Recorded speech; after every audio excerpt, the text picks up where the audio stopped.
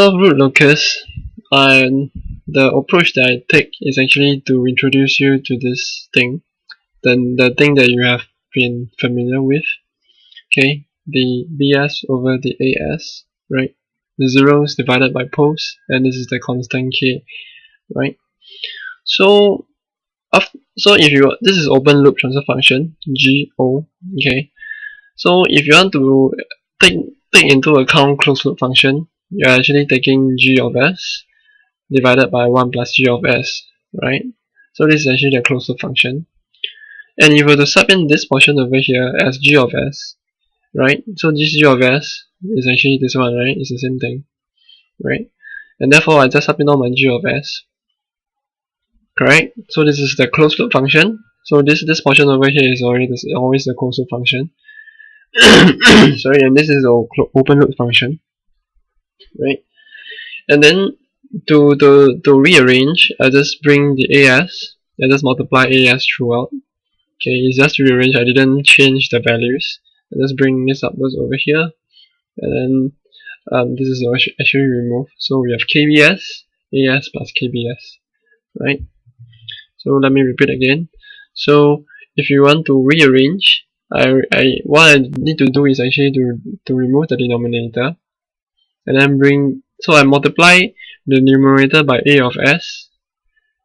So it's, in other words, I'm multiplying A of S and O of S. So this one is actually 1, right? So I didn't change anything. So A of S will cancel out this, and A of S also cancel out this.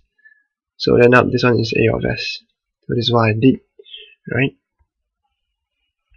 And when you get down over here, okay, this is the closed loop function.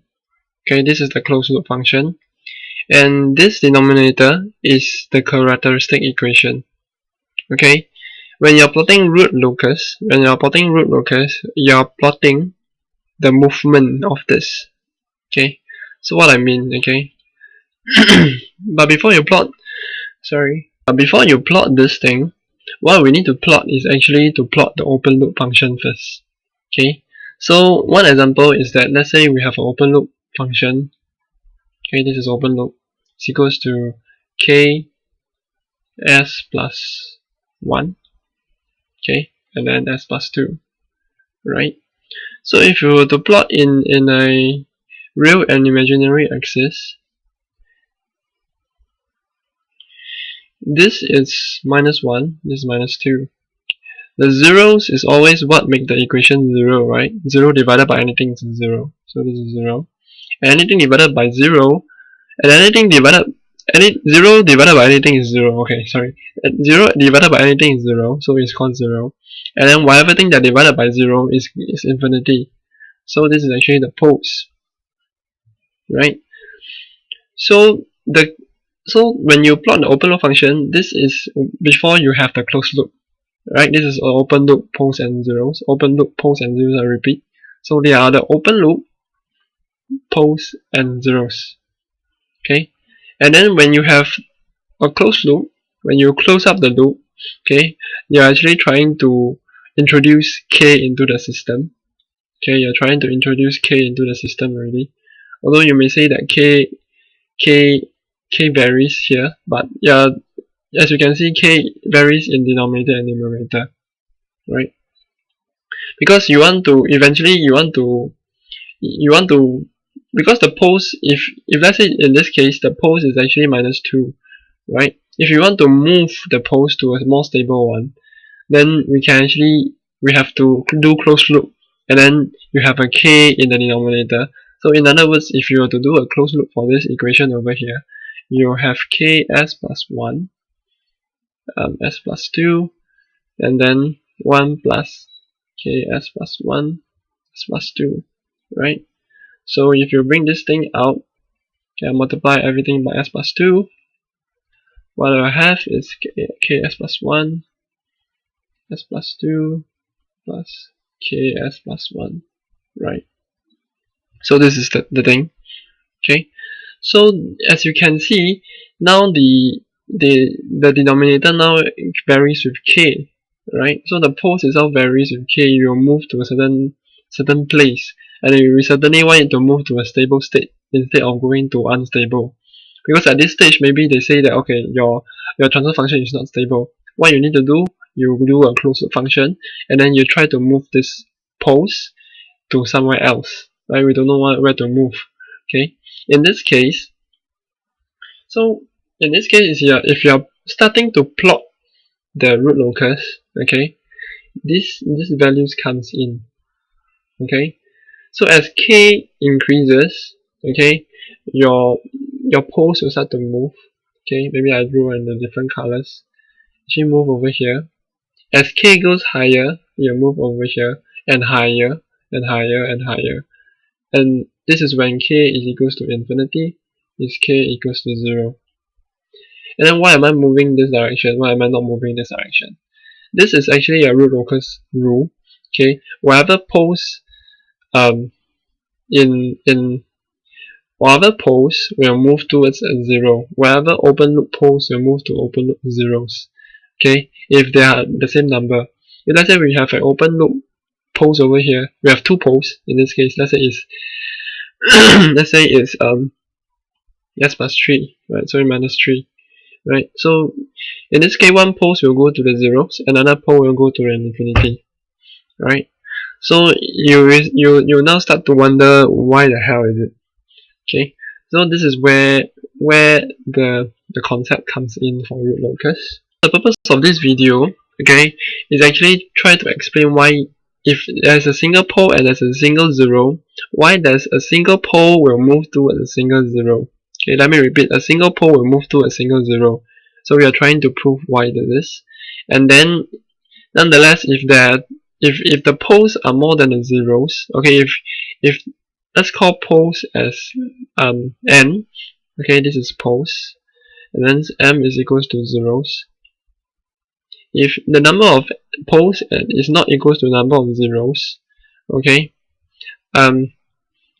the movement will be different. Okay, if it's n is equals to m, in this case, all the poles will move towards all the different zeros. Okay, so let's say you have another zeros over here, you move towards like that. Okay, because same poles and same zeros. Yeah. So with this concept, let us start off with the fundamentals of it. Okay. So then for the system to be unstable, okay, AS plus KBS has to be equals to 0. Okay. So let's go back to where we come from. Okay, we ignore this equation. Okay, you just ignore this first. Later I'll just come back to you. Okay, so it's out of sight. So if you still remember, we use the open loop and then we do a closed loop function and we derive this one. And in order for this system to be unstable, for the closed loop to be unstable, okay, AS plus BS has to be equals to 0, right? Because when it's equals to 0, the system will go to infinity, which is very unstable. Okay, so this is the worst case scenario. Okay, when this is equals to 0, it's a worst case scenario. In other words, since you know that this is equals to this, right? We can say that 1 plus kg over 1 plus kgs is equals to 0, right? Since this is generally this, exactly the same, right? This is equals to this and is equals to this. Okay, if you don't remember or you don't understand, you can just go back. Okay, because we have derived from here to here, and then derive here to here, and derive here to here. Okay, if you forget, you just skip back to the front part and you watch. Okay, and then in other words, this is the unstable. So the denominator. So what makes the equation unstable? The closure function, transfer function unstable is these two equations. I mean, nonetheless, it's only this characteristic equation. We call it characteristic equation. Okay, so this is characteristic equation. This is also characteristic equation. They are the same thing, exactly the same. Okay, let me repeat, they are the same thing. Okay, so when they are equals to 0, the system go unstable. So let's say the response of the system is dependent upon the position of the closed poles. What exactly is talking about is when k, in this case, when k increases, okay, when k increases, the response will be different. Okay, the response will be much different due to the changes in k values over here.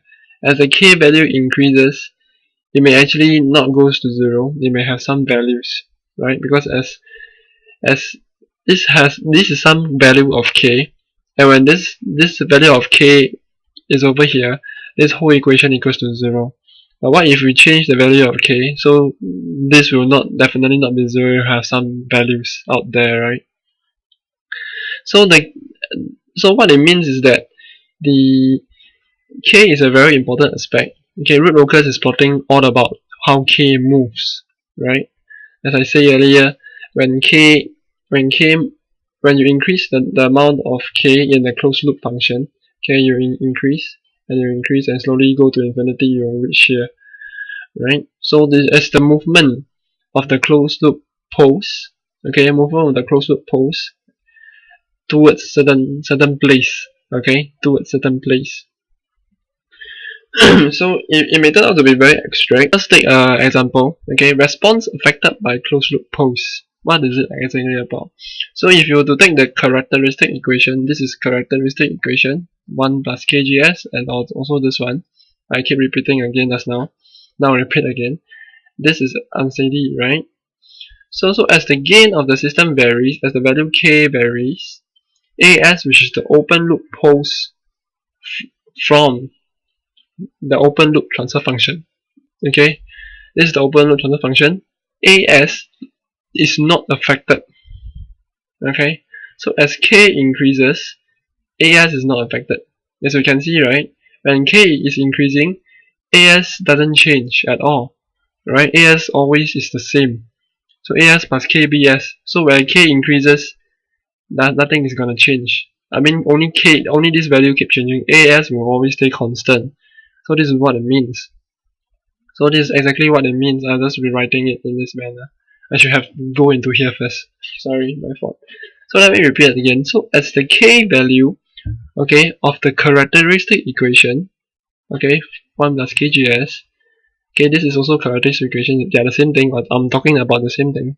Okay, as the k varies, the as, okay, which is the open loop pulse of the open loop transfer function. Okay, this is open loop. Before you g of s, and then 1 over kg of s, right? Before you go into this stage, okay. This is just open loop pulse. The open loop pulse will stay the same, while the open loop zeros will actually varies. Okay, since the open loop zeros is varying, therefore the pulse is slowly getting towards as. Okay, later I'll just get what so I'll just explain. So as k increase, okay, as this k value, so it's the same equation, okay, and now let's say that this is not 0 anymore, this is 5, okay. So as k increases, the magnitude of Vs is more significant. Okay, the magnitude of the zeros, open loop zeros, is more significant.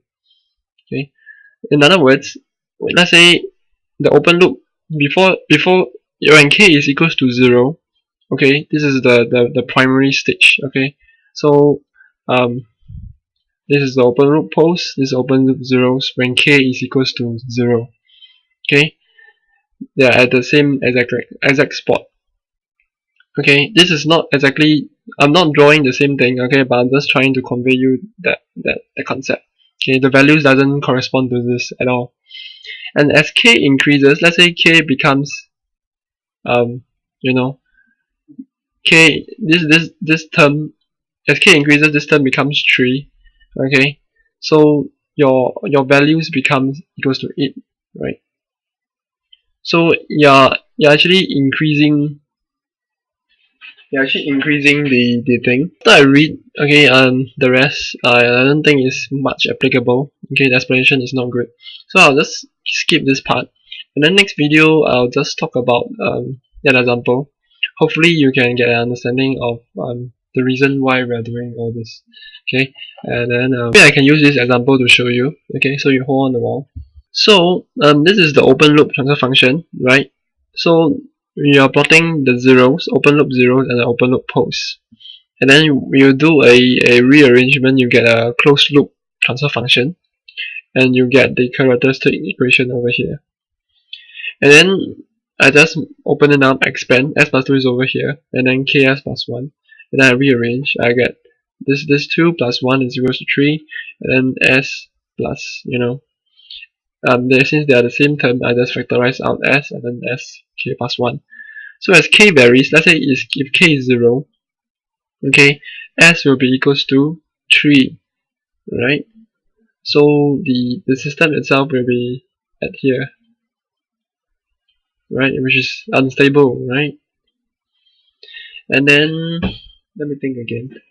My fault, my stupid idiot fault. Okay, what I do, okay, when k is equals to 0, okay, let's do out the thing. When k is equals to 0, 0 plus 1 is equals to s, right? So k is equals to minus 3, right? Because let's ignore this one. Okay, so it's equals to 0. So this, if you remember, the characteristic equation is equals to 0, right? It's over here. So if this is 0, everything will become s plus 3, and then just bring, so k equals to n minus 3. So if it's minus 3, damn, my stupid fault. Okay, so I rearrange. Okay, I didn't rearrange properly. Okay, s plus 2, okay, plus ks plus k. Okay, damn it. So when k is equals to 0, okay, this whole term will become 0, right? And then we have s plus 2, so it will be s equals to minus 2. So when k is equals to 0, we are here, right? Now let's do a quick one. When k is equals to 1, what do we have? K is equals to 1, this will be s plus 1, right? So if it's s plus 1, then you have 2s, right? S plus s, sorry, and then plus 3 is equals to 0. Then 2s is equals to minus 3, s is equals to minus 1.5, right? So as k is equals to 1, we have minus 1.5. You see your poles start to move. You have minus 1.5. Okay, let's try a bigger number. Okay, let's try maybe k is equals to 1000, and then we see how. So when k is equal to 1000, we just simulate that it's a very big number, it's like infinity. So what we see, okay, so s plus 2 plus 1000s plus 1000 to 0, and then you have 1001, 1001s plus 1002, right, equals to 0, and then 1002 divided by 1001, yes, because if you have to bring this minus 1002 over here, right, it'll be minus 1002, and then you bring the 1001 down, right? So your s will be damn small, right? I show you. So we have 1002 divided by 1001. You have 1.009999, right? The more you go, you'll still start with 1.0000, right? This is why it's always at the negative 1, right? If you put in 1 million, you'll still get 1 point something something something. Because as you can see, the trend is, okay, if let's say 1000 s is just 1000001 s plus, and then it's the same value, k is the same value, so it's only 100002, and then you're still getting back the same system, 100002 divided by 100001 equals to, aha. So as you can see, we are approaching from minus 2 to minus 1 when k is from equals to 0 to equals to infinity. So this is exactly what we are talking about for the whole day. Damn it.